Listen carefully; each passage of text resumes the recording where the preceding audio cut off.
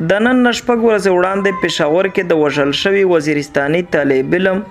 زیشان وزیر د وژونکو د گرفتارولو په لړ کې تر اوسه پورې هیڅ ډول پرمختګ نه دی شوی.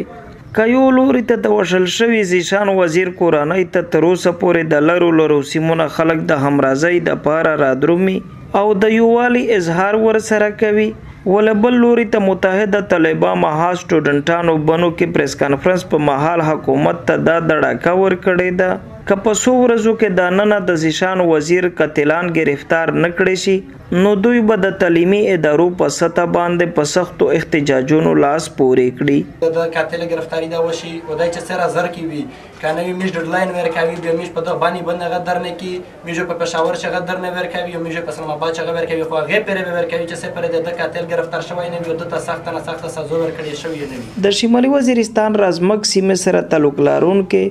زیشان وزیر د پېښور اقرا یونیورسيټي کې د انجینرینګ طالب علم چې د پلار د سترګو تور د مور د زړه ټاکور او په خواندي ورونو کې نیازبین یادېدلو. د اپریل د میاشتې په 21مه نیټه د پېښور پښتاخره سیمه کې وسلوالو په موبایل پورې وژلې دي. د زیشان ورور ډاکټر کمران وایي کچرته حکومت د دوی په زخمی زړونو باندې مرهم لګول غواړي نو د دوی سره د زیشان د قاتلانو د گرفتاری او سزا ورکولو په شکل کې انصاف وکړي شي. زیشان یو ډیر قابل ډیر هنر نفیس حافظ قرآن انسانو ډیر زمونږ ډیر توقعات دا غنه د اقرا انجینرینګ یونیورسيټي نه د سیول انجینرینګ کو سیکنډ سیمستر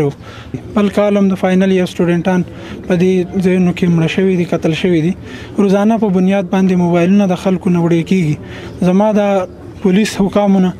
د نوري چې کوم ادارې دي انټيليجنس ادارې نه د دې ټولو نه زما د انصاف خواهش ته چې موږ ته انصاف ملو شي په دې واقعیا کې. بل لوري ته متحده طالبان محاذ د ځواني مرګ زیشان وژنه د هر پښتون ظلمي وژنه غني او د حکومت نه په سملاسي توګه د دینه وړه پیښه د مخنیوي د پاره د زیشان د قاتلانو د گرفتاری غوښتنه کوي. گوهر وزیر، خیبر نیوز، بنو.